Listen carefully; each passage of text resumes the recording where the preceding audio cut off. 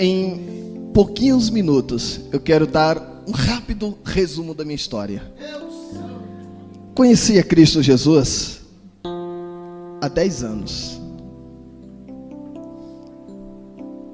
Há 10 anos que levantei as minhas mãos para Jesus, na minha mocidade, aos 20 anos de idade. Novo na fé, cheio de sonhos. Vim de uma família turbada, uma família complicada, filho de mãe de santo. Minha mãe era mãe de santo, meu pai, drogadito, morador da Cracolândia, viciado em crack, cocaína, um dependente químico. Via a luta, o sofrimento da minha família, resolvi mudar de vida. Levantei minhas mãos para Jesus, aceitei ao Senhor, comecei a louvar o nome do Senhor, comecei a caminhar no Evangelho de Cristo. E quando aceitei ao Senhor, começaram a vir as muitas promessas de Deus sobre a minha vida. As promessas vieram chegando. E quem é aquele que quando recebe uma promessa de Deus não gera expectativas e não sonha com aquela promessa? Quem é aquele que quando Deus promete não sonha e não arquiteta um projeto de vida? O Senhor prometia e eu começava a sonhar com as promessas do Senhor. Caminhando, novo convertido, novo na fé, buscando a presença do Senhor. Há 8 meses que eu tinha levantado as minhas mãos para Jesus. Saía da minha casa para o meu primeiro culto de perfeito louvor e adoração ao Senhor. Seria este realizado por mim, um culto de ação de graças, já no meu 8º mês de novo convertido. Aos 8 meses que eu tinha levantado as minhas mãos para o Senhor. Iria em especial agradecer a Deus naquele culto pela vida da minha filha. Minha filha, que seria apresentada no altar do Senhor aos dias 23 de novembro do ano de 2002. Exatamente no 8º mês que eu tinha levantado as minhas mãos para Jesus. E ao 7º dia do nascimento da minha filha. Minha filha que foi um presente, uma promessa de Deus. Eu saía da minha casa junto com a minha esposa e minha filha para cultuarmos ao Senhor e eu ser grato a Deus pela vida da minha filha, que pela medicina, desde quando foi conhecida por feto, foi desenganada da medicina. Pois os médicos diziam que a minha filha não ia nascer, pois era uma gestação em minha esposa acontecida nas trompas. Foi determinado 3 meses de gestação e certamente iria acontecer o aborto. Resumindo para que você possa entender, aquilo que era para durar 3 meses determinado pela medicina de gestação, durou 9 meses, como uma normalidade de todas as gestantes que passam. E aos 9 meses, a minha esposa deu à luz, tivemos a nossa filha, aleluia. E quando completava 7 dias que a minha filha tinha nascido, eu já tinha um perfeito culto de louvores ao Senhor. Iria agradecer ao Senhor neste culto e apresentar a minha filha no altar do Senhor. Convidei 2 pessoas muito importantes em minha vida para participar deste culto: minha mãe e o meu pai. Minha mãe não aceitou o meu convite, pois era mãe de santo, não queria ir numa igreja cristã. E eu tive que usar a minha filha. Eu tive que usar a minha filha para convencer a minha mãe de participar daquele culto. E pela minha filha, a minha mãe aceitou o meu convite, pois disse que ficaria no último banco da igreja e não queria ser incomodada por ninguém. Fui buscar o meu pai, encontrei o meu pai na Cracolândia. Trouxe meu pai da Cracolândia, dos mesmos efeitos, usei a minha filha para ele vir à igreja e ele aceitou da mesma forma que a minha mãe. Tudo preparado para um grande culto. Tudo preparado para um culto de louvores ao Senhor. Saía da minha casa caminhando, louvando a Deus, junto com a minha esposa e a minha filhinha nos seus braços, recém-nascida. Iria me encontrar com os meus pais para cultuar ao Senhor. Quando eu saí do portão da minha casa para fora, percebi 2 sujeitos que caminhavam na minha direção que eu nunca tinha visto. 2 indivíduos desconhecidos por mim, desconhecidos por minha família. Caminhavam na minha direção com olhos centrados em mim. Continuei caminhando. E ao ver aqueles sujeitos me olhando, cheguei a imaginar que eles me viessem perguntar por alguém. Que eles viessem me perguntar por algum endereço ou coisa parecida. Continuei caminhando. Parei numa distância que media aproximadamente 1,5 metro. A distância entre eu e o pastor Eliel. Parado na frente daqueles sujeitos, eu esperei uma pergunta, uma palavra, onde não existiu nenhuma palavra. Assustado, sem tempo de correr. assustado, sem tempo de gritar socorro ou de pedir a Deus: Senhor, eu preciso que o Senhor faça um milagre em minha vida. Eu fui surpreso no momento em que um dos sujeitos levou a mão pela cintura e sacou o peixeiro em punho que media aproximadamente entre 14 e 16 polegadas. Aproximadamente este tamanho, a espessura da lâmina. Sem palavras, eu fui apunhalado com o primeiro golpe de faca na altura do tórax, à esquerda do coração, lesando a principal artéria que comanda toda a corrente sanguínea do corpo, transfixante de um lado para o outro. Com o mesmo golpe eu cheguei a sofrer lesão pulmonar. Eu não me suportava mais de pé. Lembro ter caído de joelhos no chão, e de joelhos no chão talvez me existissem 5 segundos de vida para clamar: Deus, não me deixe morrer aqui, salva minha vida, Senhor, faz um milagre. Confesso aos irmãos que não consegui clamar a Deus pela minha vida, pois olhava nos olhos daquele sujeito e enfrentava, e me deparei diante de um cenário diabólico. Eu olhava nos olhos daquele sujeito que, com a faca ensanguentada em punho, friamente, ele levantou a faca na altura da face e lambeu o sangue que estava na faca. Ao ver aquela cena eu clamei: Deus, tem misericórdia da vida deste homem. Ao clamar a Deus pela vida daquele que me agredira, eu caí desfalecido com a face sobre o chão. Desacordado, eu fui golpeado por mais 2 vezes nas costas, atingindo lombar, atingindo medula. Ao 7º dia de ter dado à luz, a minha esposa presenciou o crime. A dieta acabou-se, o resguardo se foi. Aleluia. Naquele momento eu estava debaixo das mãos do Senhor. Era só Deus para fazer um milagre acontecer. Pelos vizinhos, os vizinhos viram, chamaram a polícia. Eu fui socorrido pela polícia, levado a um pronto-socorro. E quando cheguei no pronto-socorro, na emergência médica, retomei a consciência e ouvi quando o médico disse: não tem jeito, ele não vai sobreviver, não temos recursos, não temos médicos, não há possibilidade de vida, não tem jeito. Uma porta se fechava. Do pronto-socorro, eu fui levado a um hospital. Ao chegar no hospital, eu precisava de um médico, um suposto cirurgião cardiovascular. E no hospital que eu fui levado não teria o suposto médico. Pela 2ª vez eu fui desenganado da medicina e ouvi dizer: não tem jeito, ele não vai sobreviver, não temos recursos, não temos médico. Do 2º hospital a um 3º hospital. No 3º hospital, as mesmas palavras: não tem jeito, não tem médico, não há o que fazer. Do 3º hospital para um 4º hospital. No 4º hospital, o Hospital Regional de Osasco. Entrei na emergência médica, e na emergência médica já foi dito: não temos médico aqui que possa fazer a cirurgia nele, não tem jeito. Era mais uma porta se fechando, mas o hospital dizia: não tem jeito. Oh, aleluia. Um médico que entrou de plantão, na troca de plantão, ele acompanhou a minha história. Sensibilizado com a minha história, ele foi procurar saber onde teria o suposto médico para me operar. Encontrou um médico. Esse médico estaria na Zona Leste, Hermelino Matarazzo, de plantão no hospital de Hermelino Matarazzo. Sensibilizado com a minha história, foi em busca de ajuda, alguém que pudesse me transferir para o hospital. Foi pedir auxílio ao hospital, entrar em contato e acionar o helicóptero Águia da Polícia Militar.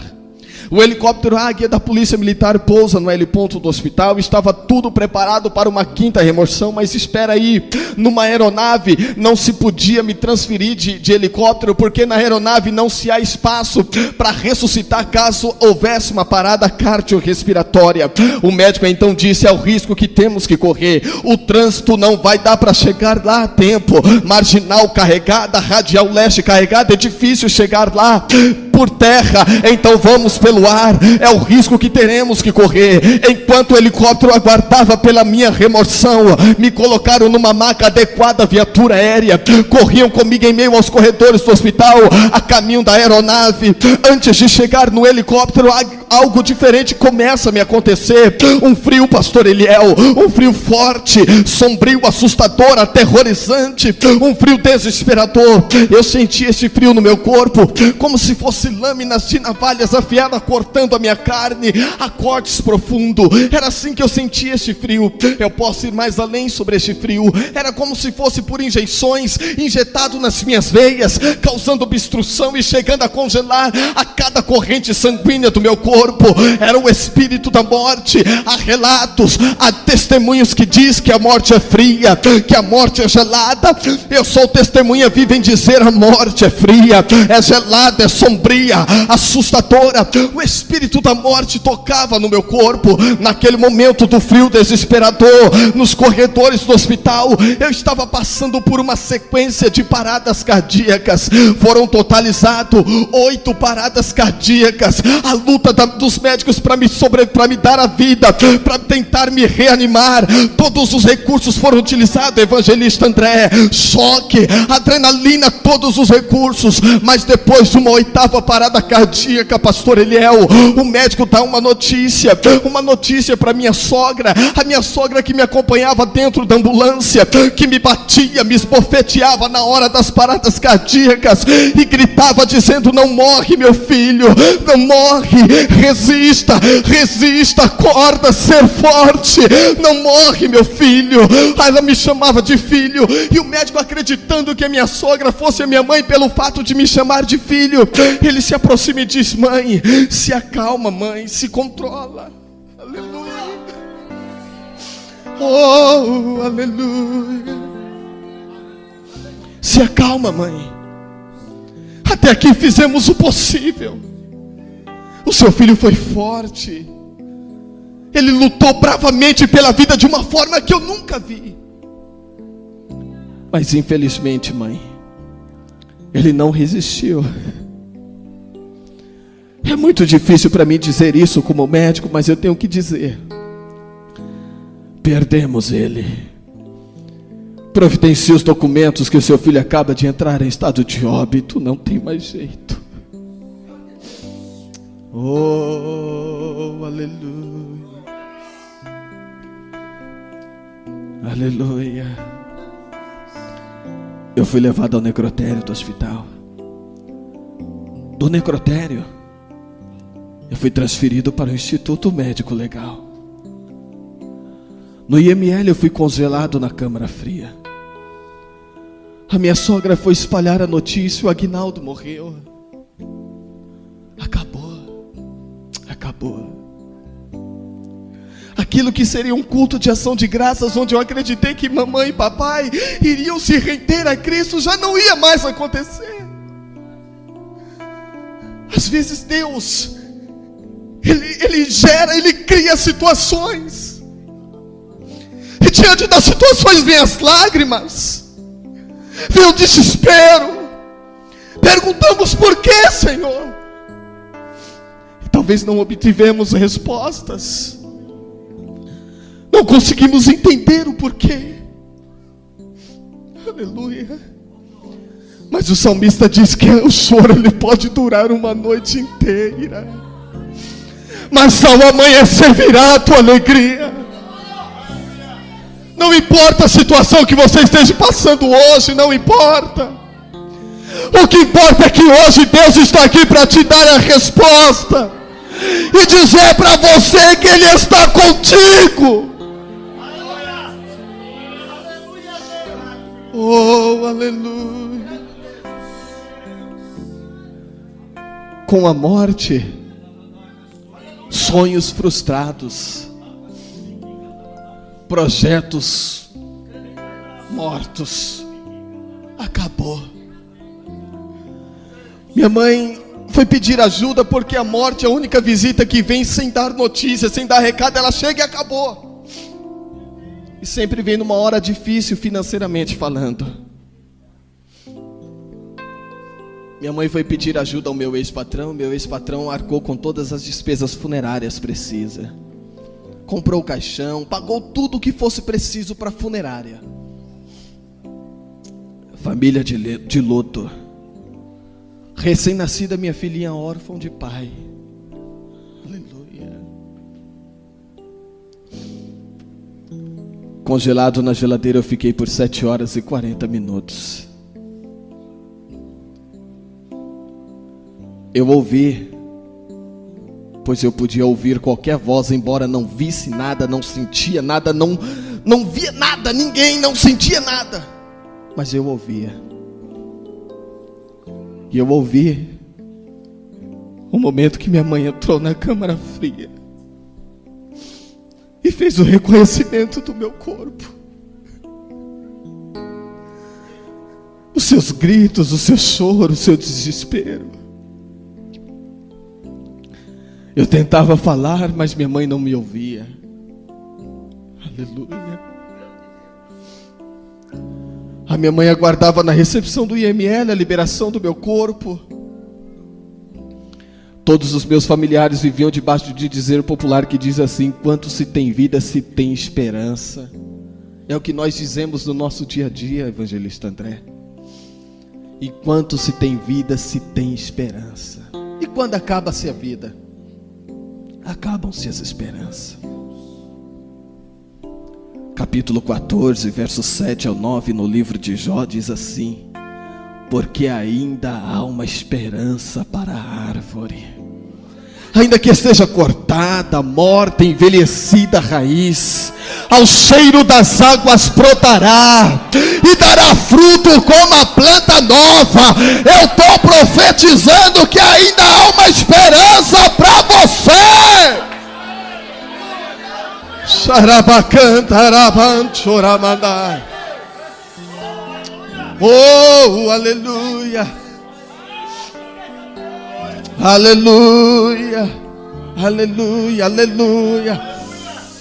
Labacauere mandará, manchere managas. Iere manauere gastuite managaseriana. Alamanagasore managasandara. Oh, aleluia. Oh, aleluia.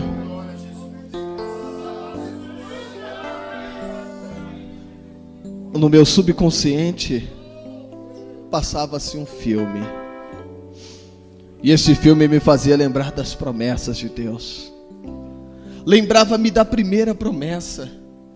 E a primeira promessa, pastor Eliel, foi quando eu fui chamar a mamãe e meu pai para participar daquele culto. Eles me humilharam. E quando eu voltei para casa de cabeça baixa, o Senhor falou para mim: filho, por intermédio da sua vida eu vou salvar os teus.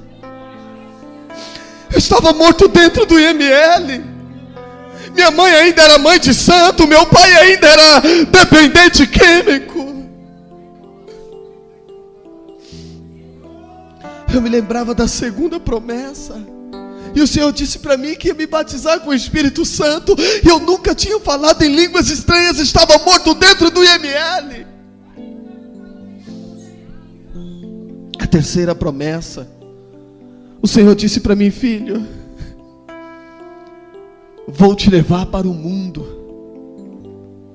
e o mundo ouvirá as palavras que colocarei na tua boca. Eu nunca tinha ministrado a palavra do Senhor. Eu nunca tinha saído do estado de São Paulo. Estava morto dentro do IML.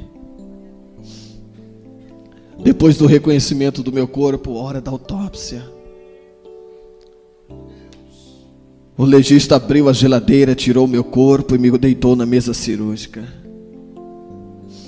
Do lado de fora minha mãe aguardava com os agentes funerários. Fez questão de esperar, pois queria me vestir junto com os agentes funerários e me levar para o meu sepultamento, o velório e sepultamento. Quando os legistas preparavam as suas ferramentas cirúrgicas para iniciar a necrópsia, eles viriam com uma maquita. Uma maquita que eu não sei se é maquita, o nome é uma serra, que é utilizada para serrar a partir do tórax, iniciando a necrópsia. Ao zunir daquela serra, ao ouvir o zunir daquela serra, que a minha audição estava em perfeito estado, eu orei e disse: Senhor, eu entrego-me em tuas mãos, ó Pai. Eu não sei se vivo estou ou se estou morto, não sei. Mas de uma coisa eu sei, ó Deus, que o Senhor é fiel, que o Senhor é verdadeiro, que o Senhor é poderoso para mudar o meu cativeiro. Faça segundo a tua vontade, ó Deus, e não a minha. Enquanto a Maquita vinha na direção do meu peito, eu vi o céu se abrindo. Em fração de segundos, enquanto eu via os portões celestiais abertos, eu imaginava comigo: agora eu vou caminhar nas ruas de ouro. Eu quero subir e ver e tocar aos muros de jaspe, de cristais. Eu quero ver e contemplar o coral angelical louvando hosanas a Deus. A minha alma ansiava estar nos céus. A minha alma clamava ao Senhor poderoso. A minha alma pedia aos céus. Eu não tive o privilégio de subir aos céus, não. Eu não pude andar nas ruas de ouro. E nem sei dizer para você se são realmente de ouro as ruas, se são de jaspe, de cristais os muros. Eu não sei. Sabe por que eu digo não sei? Eu não tive o privilégio de estar lá. Eu não sei se tudo isso é apenas simbolicamente escrito devido à visão que teve o apóstolo João. Eu não sei, mas eu acredito nas maravilhas em que há nos céus. Antes que aquela Maquita tocasse no meu peito, o céu se abriu, uma voz bradou e disse: filho, ainda não é chegada a tua hora, levanta-te, glorifica o meu nome, porque sou Deus quem te devolve a vida para viver a promessa.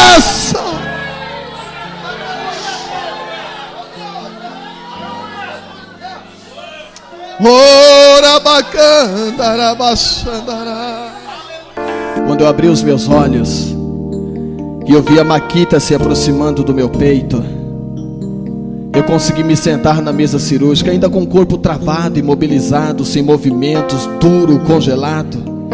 Eu consegui me sentar. E quando sentado, bem suave, por enquanto só tocando, bem suave, assim mesmo, pode deixar. Enquanto eu me sentei, que o legista vinha com a Maquita na minha direção, aleluia, eu estendi a minha mão e interrompi que aquela Maquita tocasse no meu peito, pastor Eliel. E a Maquita lesou apenas um pedacinho do meu dedo anelar direito. Foi a única parte do meu corpo onde tocou a Maquita e lesou um pedacinho do meu dedo anelar direito. Quando o legista viu ser decepado o pedacinho do meu dedo, ele saiu lá fora e foi buscar alguém. Ele queria ver e ter a certeza se aquilo que ele via com seus olhos era real, era verídico. A primeira pessoa que ele encontrou do lado de fora foi a minha mãe, que há poucos minutos tinha reconhecido o meu corpo. Agora ele entra com a minha mãe dentro da câmara fria, macumbeira, mãe de santo do candomblé, 50 anos de candomblé, 50 anos de idade. Há 25 anos era titulada mãe de santo. Ela vem entrando agora com o legista dentro da câmara fria. E quando eles vêm se aproximando de mim, minha mãe me viu sentado na câmara fria. Ela veio se aproximando. E quando ela chegou próximo, ela grudou no braço do legista, chacoalhou e disse: doutor, eu preciso ser medicada. Eu estou tendo visões. O meu filho está sentado olhando para mim. É alucinação. O médico olhou para minha mãe e disse para ela: senhora, se a senhora precisa de medicamentos, eu também preciso. Eu não sei o que é, mas é. Eu não sei o que foi, mas foi. Eu não sei como aconteceu. Era bacana, era baixandará. Era bacana, era bandeira, bandara baixandará. Aleluia, aleluia. Com a voz trêmula, corpo frio, gelado, congelado, eu pregava para minha mãe. A macumbeira levantou a mão e aceitou a Jesus.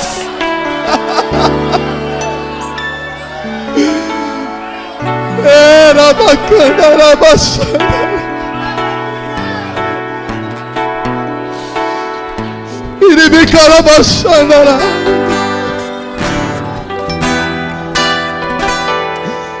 A tua família pertence ao Senhor. A tua família pertence a Cristo. Tudo isso porque no seu coração hoje vai nascer o desejo missionário. Era bacana,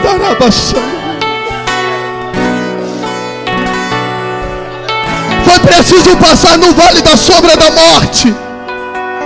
Foi preciso morrer. Foi preciso ser esfaqueado para ver uma macumbeira ajoelhar e gritar: eu quero aceitar a Jesus. Foi preciso passar no vale da sombra da morte para ver um dependente químico de 49 anos de idade levantar a mão, aceitar a Jesus e hoje ser pregador do Evangelho de Cristo.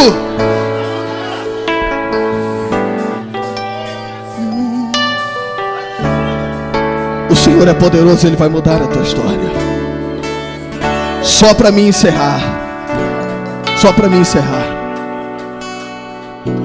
Do hospital, ou da câmara fria do IML, eu fui levado a um hospital.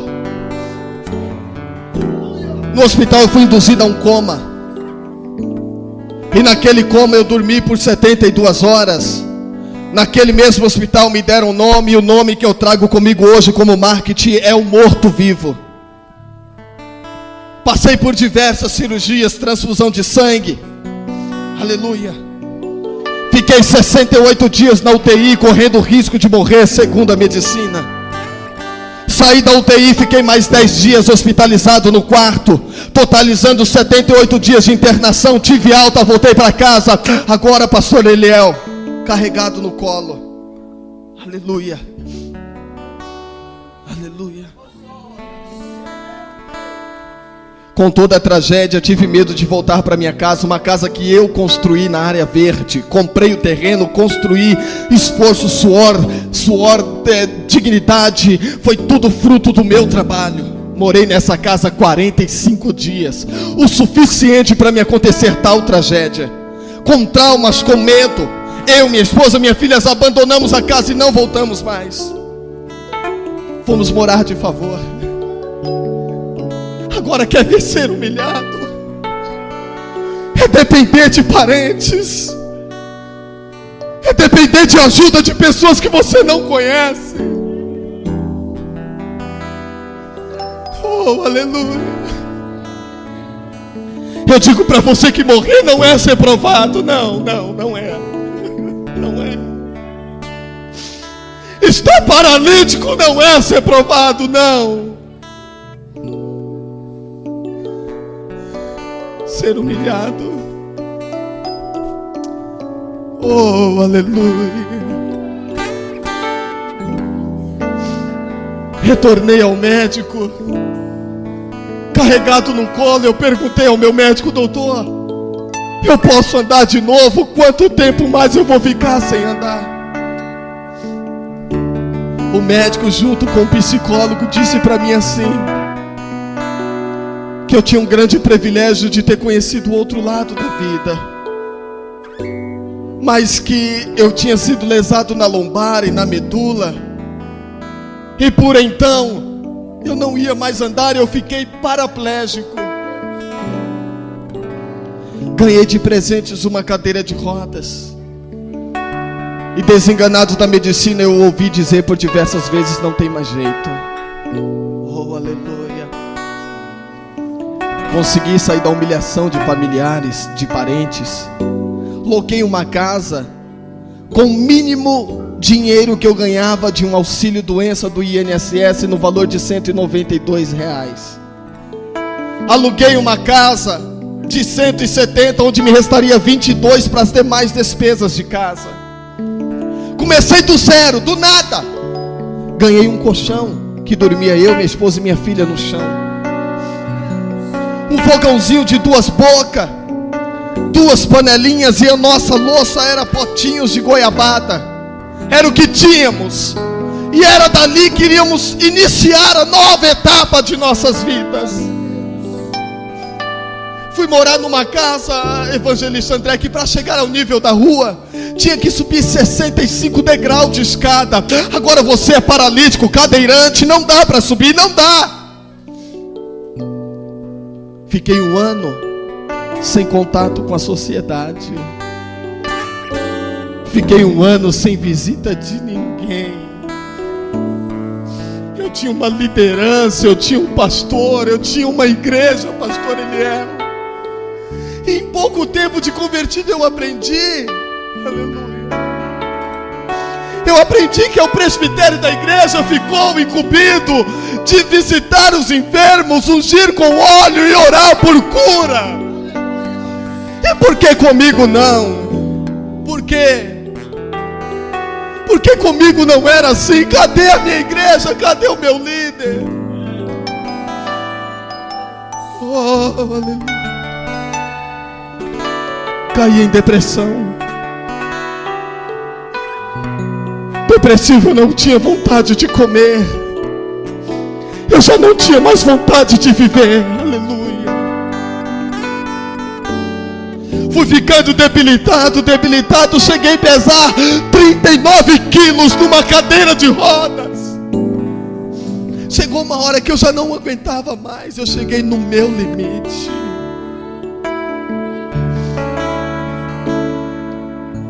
Um pastor foi me procurar.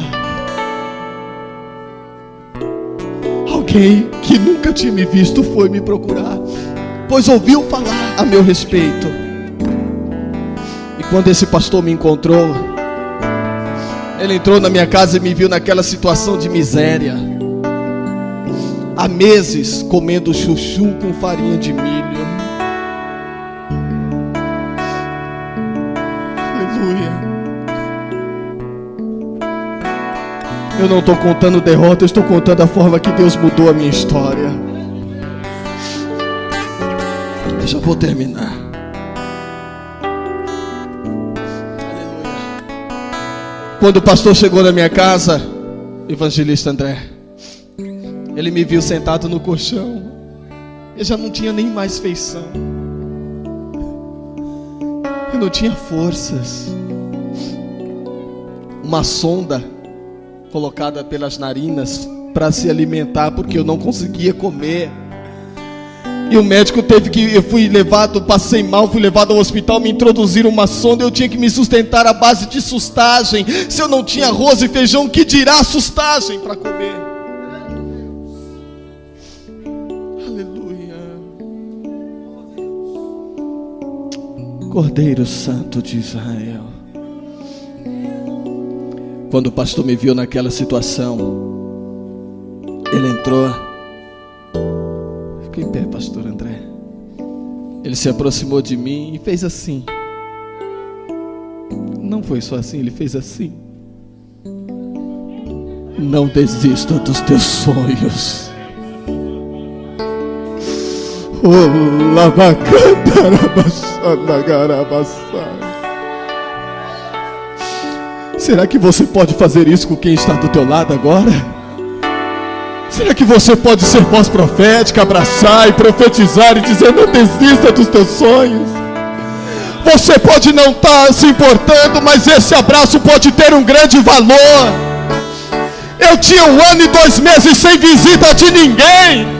1 ano e 2 meses sem um aperto de mão, sem um abraço amigo, cheio de depressão. E naquele dia aquele abraço foi tudo. Esse abraço é tudo. É o Senhor quem te abraça. É Ele quem te abraça.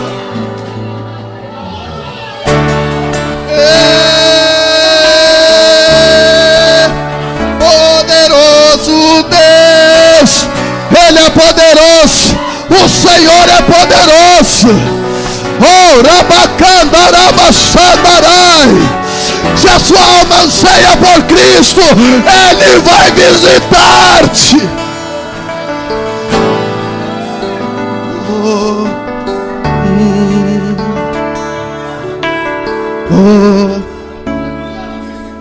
A partir daquele abraço,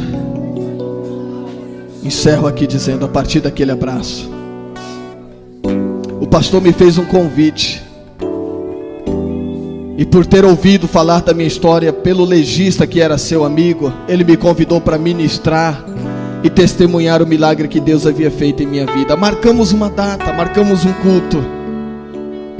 Eu expliquei toda a minha situação para ele, falei que não estava em comunhão com a igreja há um ano, porque o meu pastor não tinha ido me buscar para ir para a ceia. Enfim, ele disse: não é a sua culpa. Mesmo assim, eu quero que você vá testemunhar o que Deus fez. Aceitei o convite. Marcamos a data, e na data programada o pastor disse: às 16 horas de tal dia eu venho te buscar. Às 11 eu estava pronto, ansioso, aquela ansiedade, não via a hora. Revirei o meu guarda-roupa para pegar a minha melhor roupa, pastor Eliel. E meu guarda-roupa era uma caixa de ovos, Saito. Era uma caixa de ovos onde ficava a minha roupa, da minha esposa e da minha filha. Tudo que tinha estava ali dentro. Revirei e peguei a melhor roupa, uma calça de moletom branca, toda pintadinha de cera vermelha, era a melhor que eu tinha. Um pijama do hospital, e por cima do pijama um casaco que faltavam os 3 botões superiores. E era inevitável não ver a cruz imensa do hospital no pijama, escrito Hospital Regional de Ermelino, Matarazzo, São Paulo. Era o melhor que eu tinha. Meu calçado, um chinelo Ipanema azul, amarrado com correias, com tirinhas de pano nas correias, envolvendo o tornozelo para não cair do pé, porque o pé não tinha movimentos e não conseguia segurar nem o chinelo. O pastor foi me buscar às 16 horas como programado. E quando chegou me viu e disse: você ainda não está pronto, Aguinaldo? Eu falei: pastor, eu só tenho essa roupa. Mas por que você não me falou? A Bíblia diz que nós devemos contar as nossas necessidades aos santos. Tudo bem, vamos assim mesmo. Me pegou no colo, subiu 65 degraus de escada. Me pôs no carro, desceu, pegou minha cadeira de rodas, desarmou, colocou no porta-malas do carro, e fomos ao evento. Confesso aos irmãos, imaginei que eu iria numa igreja bem pequenininha, simples, humilde. A minha estimativa de público era de aproximadamente 20 pessoas, o que eu esperava. Cheguei no local programado, um ginásio, pouco maior que o ginásio da Portuguesa. 12.500 pessoas dentro do ginásio. Aleluia. Quando eu vi aquela multidão, eu pensei que ficaria na plateia.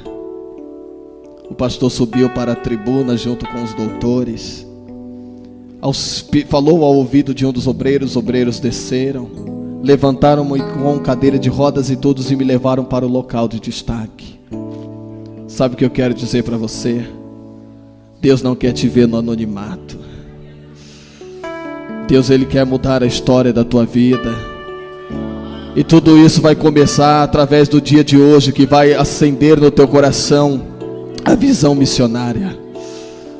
Naquele momento que eu fui levado ao altar, o culto rolava, os conjuntos cantavam, orquestra, louvores, oportunidades. Por fim, para mim encerrar, foi-me dada a oportunidade como mensageiro da noite. O pastor pegou-me e trouxe com a cadeira de rodas até o lado do púlpito, deu o microfone na minha mão e percebeu a minha timidez. Quando eu peguei o microfone, eu nunca tinha ministrado, nunca. Eu comecei a tremer e bater o microfone no dente. Toda hora batia, pá, pá. O pastor viu a minha timidez e a voz que não saía, sussurrou em meu ouvido e disse: Aguinaldo, não se intimide, porque hoje foi escolhido para ser porta-voz de Deus para este povo aqui.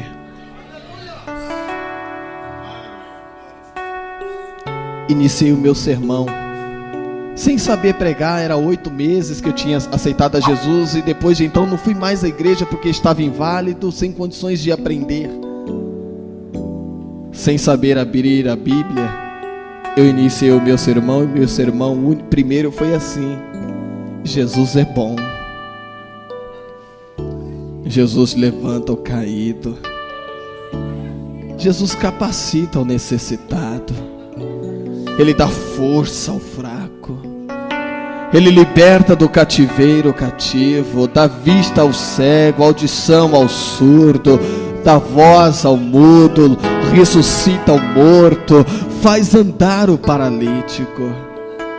Foi esse o meu sermão. Eu ia devolver o microfone ao pastor, mas antes de devolver o microfone, eu acreditei que eu poderia ser profeta, e então resolvi profetizar. E sabe aquele momento, evangelista André, pastor Eliel, que nós profetizamos a tantas pessoas, profetizamos a tantos subordinados que estão debaixo da nossa autoridade que temos com Deus, profetizamos para um, profetizamos para outro, para outro, para outro. Às vezes precisamos nós mesmos de um milagre e não conseguimos profetizar a nós mesmos. Naquele momento eu pensei em mim, olhei para o ginásio e profetizando eu disse: eu tenho certeza de uma coisa, que ainda hoje eu me levantarei dessa cadeira de rodas para a glória de Deus. Ao profetizar naquela noite, diante de 12.000 pessoas, sentado na cadeira de rodas, o mesmo Senhor que me deu vida no IML, invadiu com voz no ginásio e disse: filho, levanta-te e anda.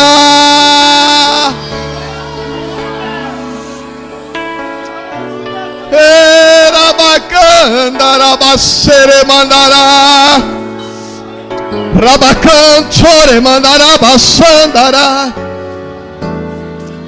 Eu fiquei de pé, e quando eu fiquei de pé, eu tentei dar o primeiro passo, mas não saiu. E quando eu estava de pé, parecia tão perfeito, nunca foi tão perfeito, parecia meses de ensaio. Eu me levantei e o ginásio de uma única vez, todos, de uma única vez, nunca foi tão perfeito. Todos esperavam agora a minha reação. Eu tentei mais uma vez o primeiro passo e não saiu. Curvei minha cabeça e fiquei por 3 minutos de cabeça baixa, dizendo: Senhor, eis-me aqui. Deus usou o menor, melhor dizendo, a menor. Uma criança.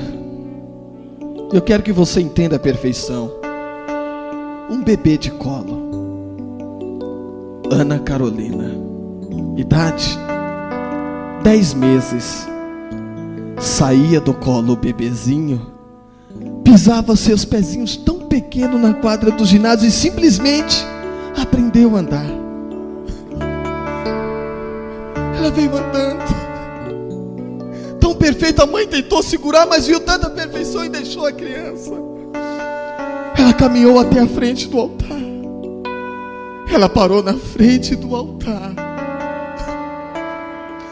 levantou a sua cabecinha para o alto para me olhar dentro dos olhos, e com apenas um gesto ela me disse tudo o que eu precisava ouvir. Com apenas um gesto ela me disse tudo o que eu não estava ouvindo ainda. Ela levantou a sua mãozinha na minha direção e disse assim: vem.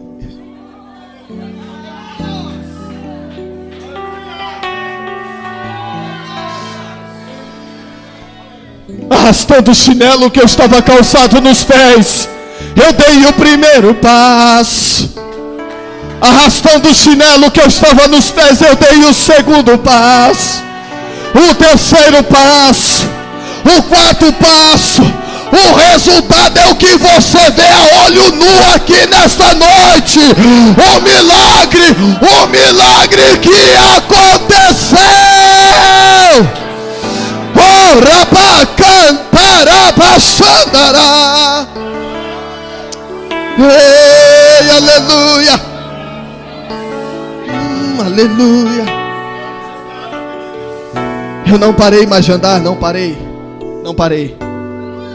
Hoje eu trago comigo uma marca. Alguns dizem um sinal, já outros uma sequela. Quando eu voltei a andar, eu continuo com a minha perna esquerda paralisada. Minha perna esquerda completamente sem vida, insensível, morta. E eu não posso andar sem fazer uso desse objeto. Não dá para andar, pois a tendência de quem tem uma perna inválida é de dar um passo à frente e cair, a não ser que se apoie em algum objeto talvez como esse. Preciso disso aqui para andar. Não consigo caminhar sem me firmar neste objeto. Mas toda vez que eu estou em cima do altar do Senhor, pregando a palavra do Senhor,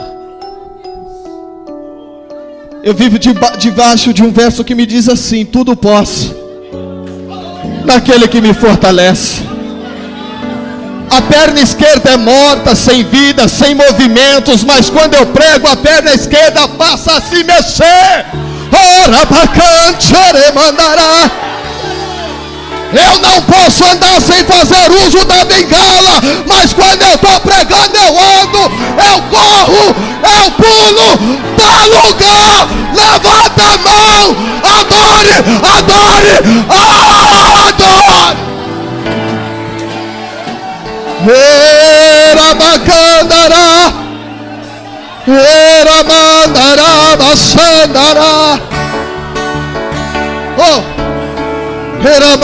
Eu estou profetizando que você, a partir de hoje, a partir deste culto, vai testemunhar o que o Senhor fará na tua vida.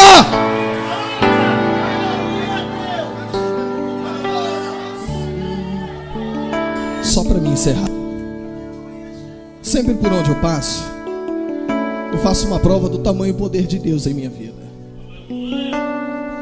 Muitas pessoas se assustam. Muitas pessoas gritam. E não posso ir embora sem deixar de fazer isso aqui. Luiz já sabe como que é. E deixa eu ver se eu encontro alguém forte. Acho que vai ser o pastor Eliel mesmo. Pastor Eliel, o senhor vem cá me auxiliar. Eu chamei o pastor Eliel, que ele é um dos menores aqui da igreja, né? A minha visão é tão excelente que eu olho para ele, eu já sei o peso, 68 quilos. Quando era solteiro.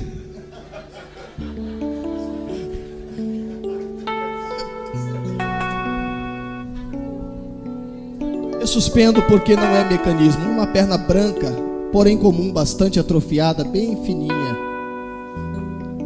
Pois a tendência de uma perna sem movimentos musculares ou nervosos é de atrofia. Se eu pedisse ao pastor Eliel que chutasse a minha perna, poderia me haver uma fratura óssea. Agora, uma fratura óssea no membro sem vida, para mim não é legal. Sim ou não, pastor? A parte mais resistente da minha perna é o meu pé. E no meu pé eu já aguentei peso. Já foram mais de 5.500 homens pesados que fizeram esta prova. Pessoas com até 160 quilos dobraram o peso e fizeram o que o pastor Eliel vai fazer aqui agora. Em cima do meu pé. O senhor tem total liberdade de pular. Sim, pastor.